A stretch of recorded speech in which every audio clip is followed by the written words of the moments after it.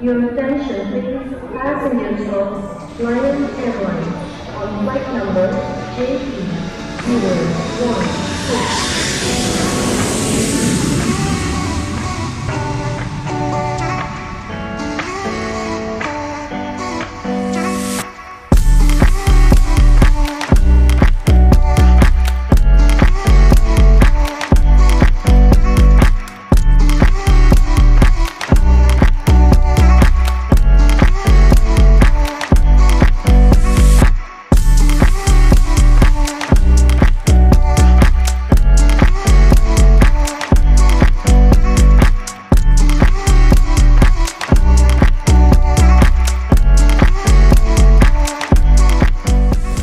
Oke, kita sudah sampai di Lombok. Kita masih dekat dari bandara. Tadi habis makan, diajak makan di sini. Apa tadi namanya? Nasi balapuyung. Nasi balapuyung itu katanya nomor wahidnya di sini nih, ya kan?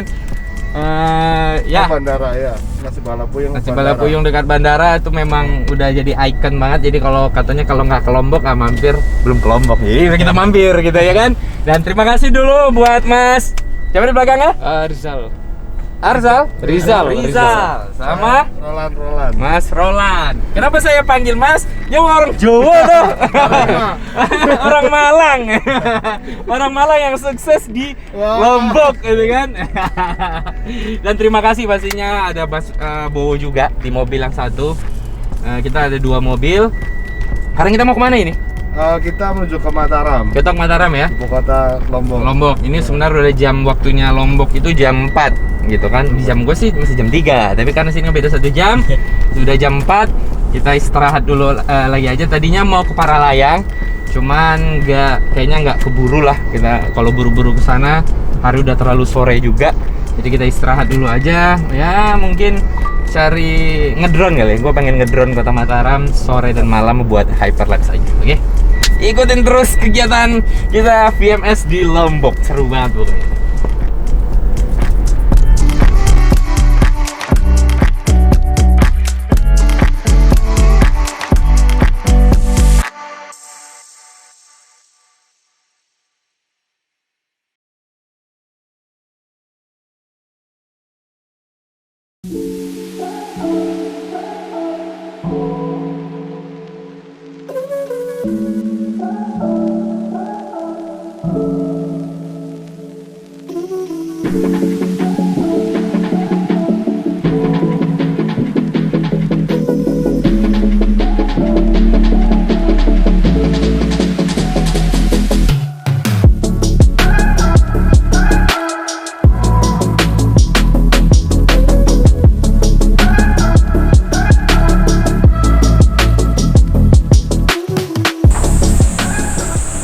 Ayo, gas. Go. Ayo, kita buru-buru langsung ke kegiatan Videomaker Squad Lombok dan kita udah dijemput sama Mas Bo. Halo. Ah, cepet. Yuk, selamat pagi bro. Pagi.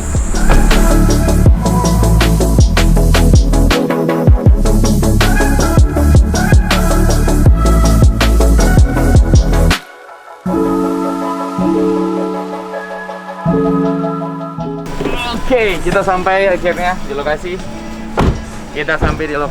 Nah, ini namanya Maninting Park. Pas jam 10 ya, Mas Bo. Kita langsung duluan masuk ya. Oh iya.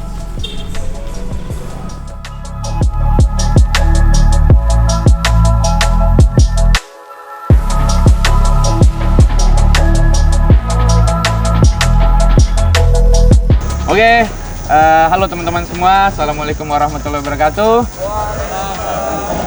Dan ya, hari ini adalah kegiatan gathering Videomaker Squad yang kita adain di Lombok. Dan saya ucap terima kasih dulu tentunya buat Pak Bowo. Kalau di kamera paksa panggil Pak, walaupun sebenarnya manggilnya Mas ya. Mas Bowo aja sama Mas Bowo. Dan juga di sini ada teman-teman mahasiswa ya? Ya, mahasiswa kan? Asik, segar bro. Sekarang udah ada yang segar-segar mahasiswa yang masuk. Selama ini mukanya kan serem-serem semua, ya kan, garang-garang semua. Kali ini di Lombok kita beda. Ada yang fresh gitu kan, ada yang ya masih muda-muda, teman-teman mahasiswa undangan. Kita mengundang 10 ya. Ya. Kita mengundang 10 orang mahasiswa di sini di Videomaker Squad Indonesia.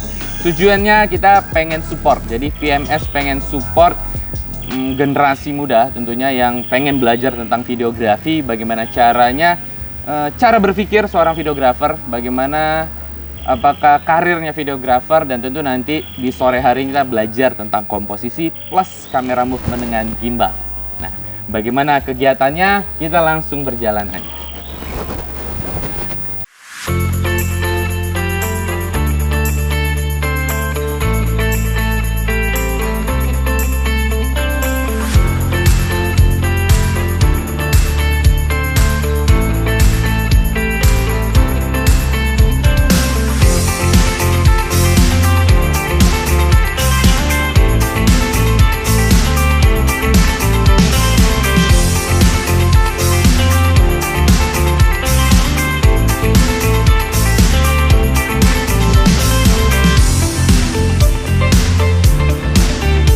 Bisa jadi profesional. Tapi catatan kuncinya, kalian harus mengerti basic videografi. Kalian harus paham dalam kondisi low light, prioritasnya shutter speed kah, aperture kah? Berapa kali yang harus saya pakai? Apakah pakai focal length panjang? Apakah pakai focal length yang wide? Ini ngaruh ke low light komputer, ngaruh. Makanya saya bilang tadi, dari tadi saya ngoceh sudah 2 jam. Ada di sini. Jika di sini kalian kaya dengan pengalaman dan ilmu, maka persoalan tadi bisa kalian atasi. Nggak, kalian bisa meminimalisir protesnya klien. Hati-hati, kalau sudah kontrak, saya bilang hati-hati. Karena kata-kata terakhirnya itu menakutkan buat kita. Pasti nggak akan ada klien yang mau menghilangkan kata-kata ini. Tidak ada pihak satu yang mau rugi. Yang arti kata pihak kedua pasti ditekan. Nah, untuk menerima tekanan tadi kalian harus percaya diri dengan kemampuan ada di sini. Oke, saya akan lokasinya di sini, di sini, di sini. Ada low light. Oke, light. Exposure itu kan terbagi jadi 3, ada segitiga exposure itu. Nah, yang komposisinya itu ada berapa macam? Ya, yang harus dipelajari di komposisi itu apa aja? Oke. Kalau kita belajar tentang apa aja komposisi, di kelas materi basic videografi kelas saya juga punya kelas kan biasanya. Itu saya, komposisi itu banyak banget. Tapi menurut saya ada 5 poin penting harus kita pelajari. Pertama, kita harus belajar kapan kita gunakan center. Center itu penting. Misalnya dalam wawancara, haruskah center apa tidak? 1, ada yang namanya center. Lalu ada yang berikutnya kita belajar tentang nostrum, ruang tatap muka, ruang kosong yang arah mukanya terhadap subjek, atau objek, atau benda, atau hewan dan semuanya. Itu adalah namanya nostrum, ruang kosong tatap muka dari si subjek. Lalu ada yang namanya headroom, ruang atas kepala. Dimana belajar headroom otomatis belajar angle shoot, Oke. Lalu berikutnya ada yang namanya walking room. Walking room itu cara ngambil gambar panning, tapi bergerak. Bagaimana kita mengatur komposisinya? Apakah dipertahankan di row after kanan, apakah di center berjalan? Tapi ini panning. Panning tidak harus dengan gimbal ya, handheld juga bisa. Gitu. Terakhir adalah leading line. Leading line itu bagaimana kita memanfaat sumber garis yang tercipta, yang mana garis ini membuat dramatis momen. Ini sering dilakukan orang wedding pre-wedding biasanya, atau dunia fotografi. Garisnya seperti apa? Ini bisa, bayangan bisa, atau misalnya pohon yang berjajar bisa. Ini yang harus kita pelajari. Ada 5 dulu. Menurut saya 5 ini aja udah bikin repot biasanya. Sebelumnya buat Bang Putra Usaha. Nah, jadi yang saya mau tanyakan sih ini, kan saya memang kalau untuk di videografi udah nggak lama juga sih gitu, tapi udah lumayan. Nah, cuman seperti yang dibahas tadi pagi itu, saya pikir bahwa kita itu harus settingnya itu harus cepat nih gitu, kayak exposure-nya terutama kan, kayak komposisi gitu, supaya nanti nggak kelamaan nih nyetingnya, momennya kelewatan gitu. Nah, yang saya masih agak bingung gitu, bagaimana sih untuk mensusun itu biar pas gitu dengan suasana yang ada. Mungkin kebetulan mataharinya segini kah gitu waktu itu, supaya settingan kita di kamera itu dapat gitu. Karena biasanya yang sering saya alami itu kadang pas settingannya kebetulan bagus, color gradingnya enak gitu. Tapi ketika memang settingan salah, color gradingnya malah nggak bisa dapet gitu. Seperti itu. Lebih ke kayak exposure sama komposisi gitu. Oke. Ya, ini benar. Ini bahasa exposure. Nah, ini yang saya alamin tahun 2016. Yang saya bilang tadi, kalau itu saya tergila-gila sama Camcorder, yang saya asah apa? Editingnya. Tapi anehnya, setiap kali saya mau color grading, nggak pernah ketemu, pasti skin tone-nya. Dan itu efek dari apa? Overexposure. Kecenderungan kita semua pasti overexposure. Yang enggak, biasanya minim sekali orang yang matanya ini underexposure. Kecenderungan pemula itu rata-rata overexposure. Kenapa? Karena berharap karena gambar yang jernih itu sudah bagus. Ini pola pikir yang salah.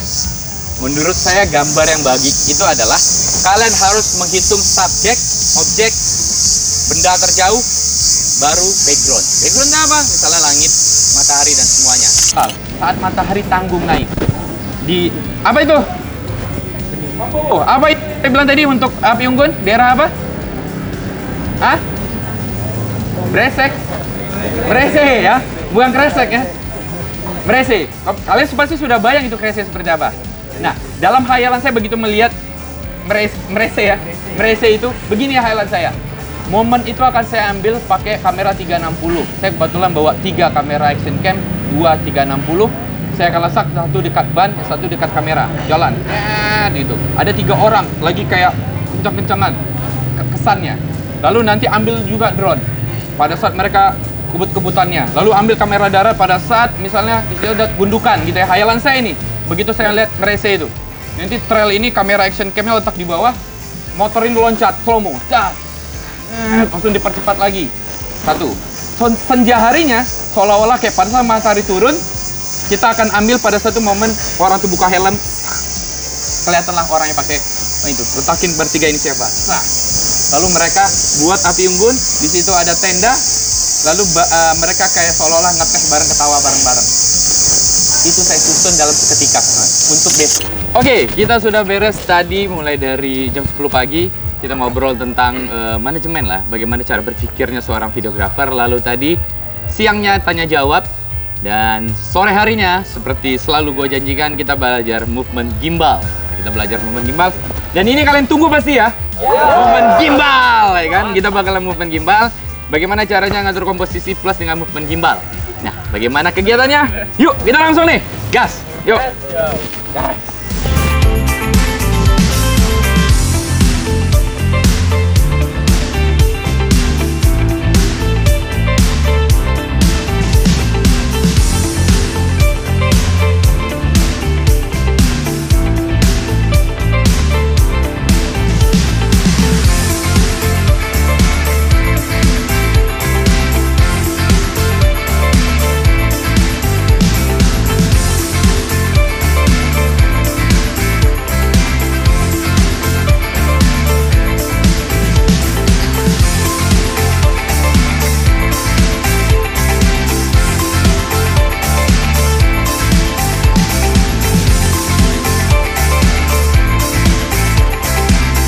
Center, jangan.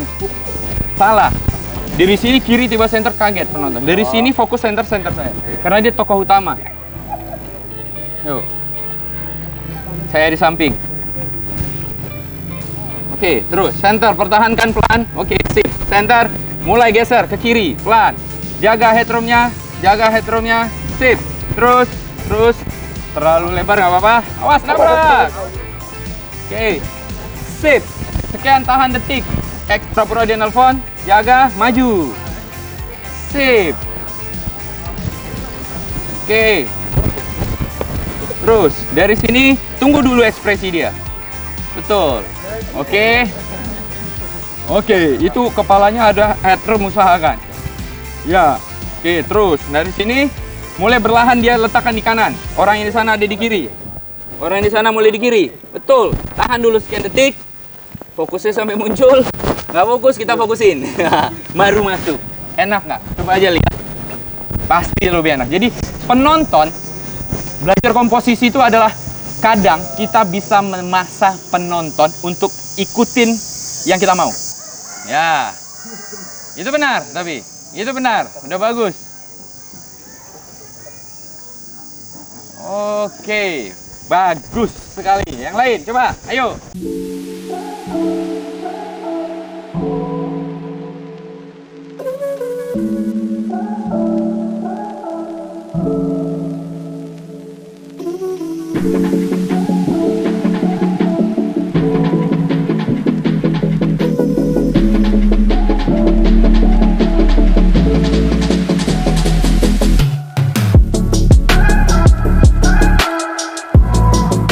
Oke teman-teman, ada sedikit perbedaan di kegiatan gathering Lombok ini, di mana kali ini VMS mengundang mahasiswa. Ini adalah teman-teman mahasiswa dari Universitas Bumi Gora. Oke, Universitas Bumi Gora. Bumi Gora.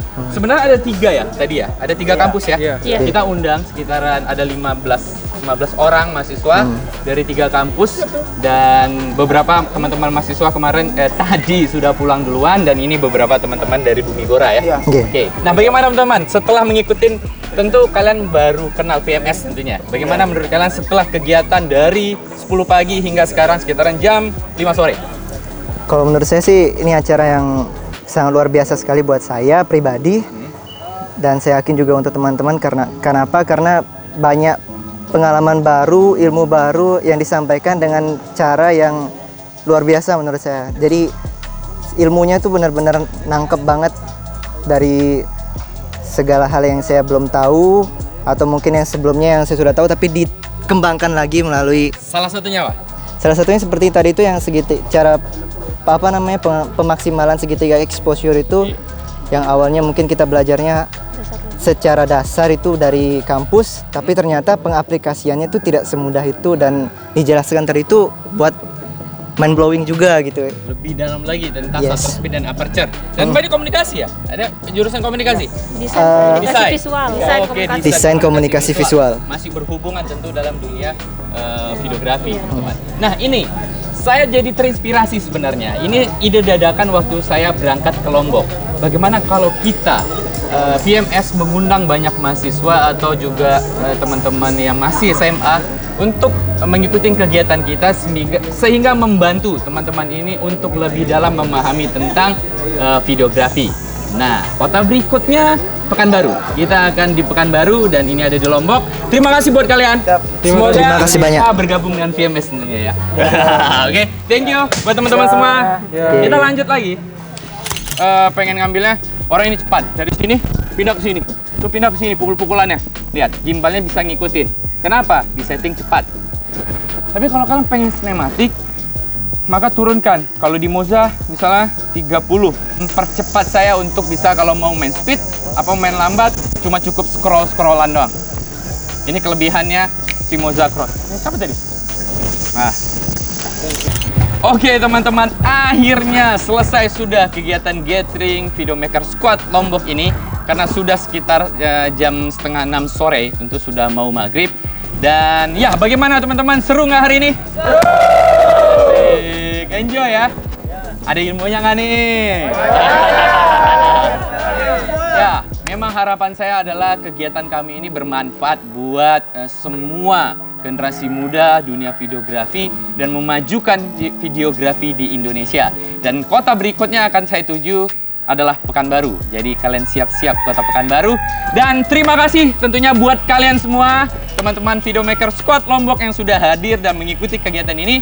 Dan apa lagi? Berarti sudah. Sampai ketemu lagi di vlog gua berikutnya. Videomaker Squad!